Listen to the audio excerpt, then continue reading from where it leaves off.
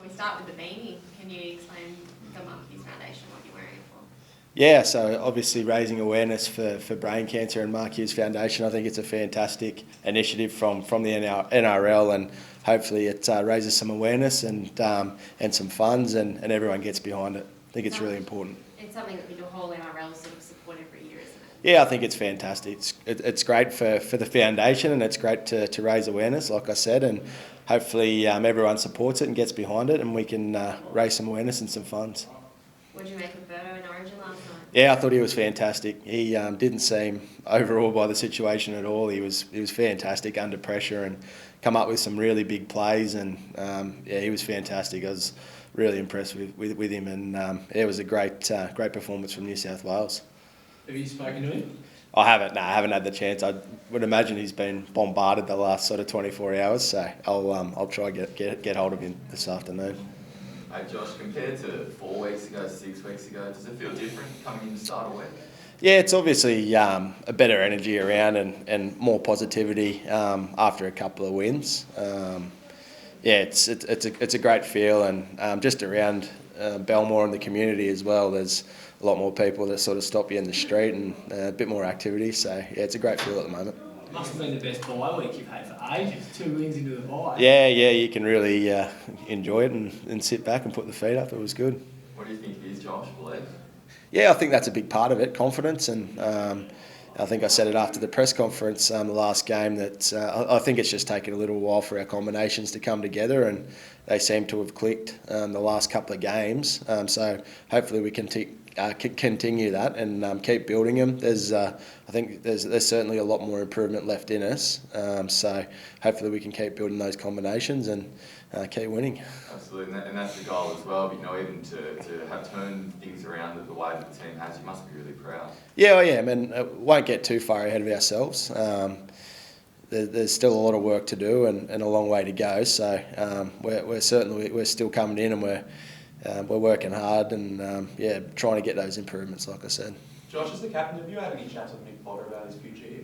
No, not at all. I think he makes that pretty clear after every game when you guys ask him 1,000 questions about it. I don't talk to him about that at all. Is he someone you'd like to see at the club long term, maybe? Yeah, listen, he's been great for us. He's a very very cruisy sort of character, and he's really calm, and that's great for us. And I'm really happy that he's got the results that he has here. So yeah, that's out of my hands, mate. That's his decision, and a decision that the club will make. But above my pay grade. Is it that calm energy that do you think is the secret to his success here?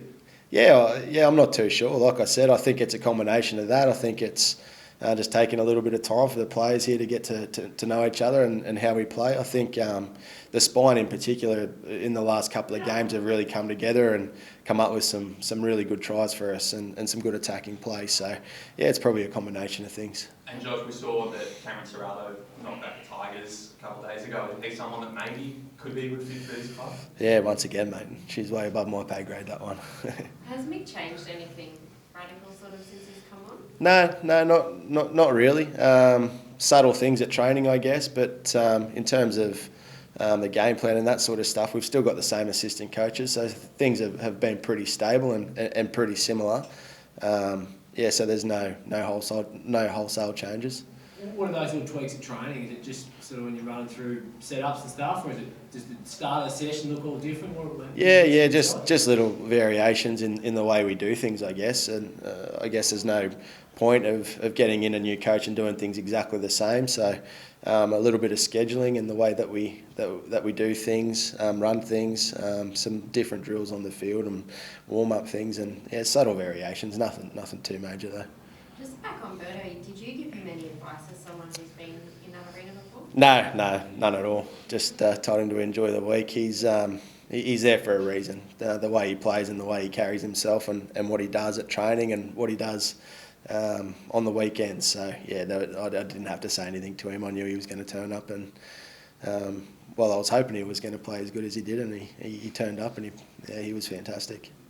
Josh, how big of a test is this week? Yeah, it's a big one for us. Sharks are obviously a really quality team, and they've started the year really well, and they've got some really big time plays in there. So yeah, it's a massive challenge for us. So I'm really looking forward to it. After the last couple of wins, it's a great test for us to see if we're going as good as I guess the results of the last 2 weeks have sort of indicated. If you can string a couple of wins together, can you play finals this year? Yeah, well, I think there's certainly a chance, and we don't play the game just to make up the numbers. We're here to compete and try and win the competition. So there's obviously a lot of work to do, and some things have got to go right for us. But we'll come in with the same attitude every week, and that's to try and win every game and put in good performances for this club. So has that come up? Has finals come up? No, nothing that Potsy sort of brought up, but I think we're all aware that it's still, obviously a really good possibility for us. Josh, I wonder if you could comment on Jake Averillo's switch to fullback. How do you reckon he's gone? Yeah, I think he's been fantastic. He's really embraced the spot. I think it really suits his game. He gets the ball in a bit more open space, and everyone knows his attributes. He's fast and he's strong, and he can break tackles, and you can just tell he's really enjoying his footy. There were some tough weeks for him at the start of the year when he was playing in the halves and we weren't really getting the results, and he seemed a little bit frustrated, but it's really good to see him enjoying his footy again, and he's looked fantastic, and I think it looks like he might be a really long-term number one sort of opportunity there for him at this club. Does that make it hard for someone like Matt Tufty to get back into the 17? Well, again, that's up to Duff and his performances, and he's just got to come in and keep doing what he's doing. He's had a fantastic attitude. He's been training really well, and he's put in some really good performances the last couple of weeks in our reserve grade. So it's good for the club, and we're in that situation. We want people competing for spots and pushing other players for spots. It's it's really good spot that the club's in. And what about around training? Have you seen enough from Duffy as a captain that he's someone that you could maybe welcome back into the first grade? Yeah, absolutely. He could step back in whenever we need to. His attitude's been fantastic. He hasn't been.